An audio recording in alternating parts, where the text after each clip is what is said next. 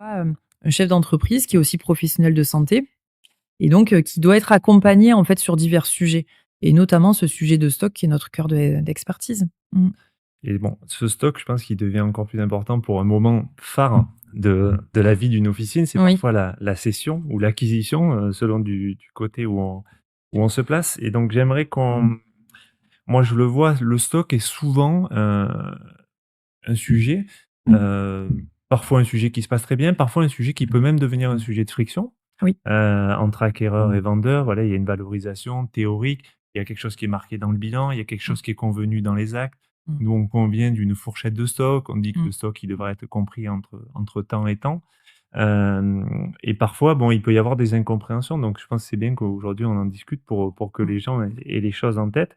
Hem, Qu'est-ce qui distingue déjà, on peut commencer par ça, qu'est-ce qui va distinguer un inventaire de cession d'un inventaire, classique, pour faire son bilan, quoi? Est-ce qu'il y a des différences? Alors oui, il y a des différences, que l'inventaire de cession, il va être là pour valoriser le stock cessible et en général, il est régi par une norme. En France, tu as 2 normes. Tu as la norme ANIP auquel on adhère et la norme ODIP.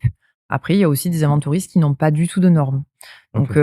avec la norme ANIP, donc c'est celle qui est la plus représentée sur le marché, je pense, à ce jour, on va avoir une norme où tout est écrit d'avance.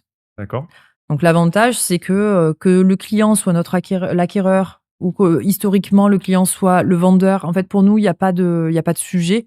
En fait, la norme a écrit, en fait, tout ce qui doit être appliqué et donc ça permet d'être tout à fait transparent et Il y a pas de il débat, y a quoi, ouais. pas de débat. Il y a pas de débat, Exactement. ouais. Les parties se mettent d'accord en amont, en signant cette charte. Il y Voilà. a des dérogations qui peuvent être possibles, dans le sens où finalement, parfois, si c'est un rachat de parts, un rachat de fonds, si c'est, la fille de la titulaire qui rachète la pharmacie, ils peuvent vouloir une certaine Oui, oui. souplesse et donc l'onglet dérogation peut être intéressant. Sinon, dans 95-98 des cas, Ouais. en fait, c'est le protocole qui s'applique à la lettre et ça a du sens quand il est appliqué à la lettre, on respecte les intérêts tant de l'un, tant de l'autre. À partir du Parfait. moment où on modifie, il y en a toujours un qui est impacté.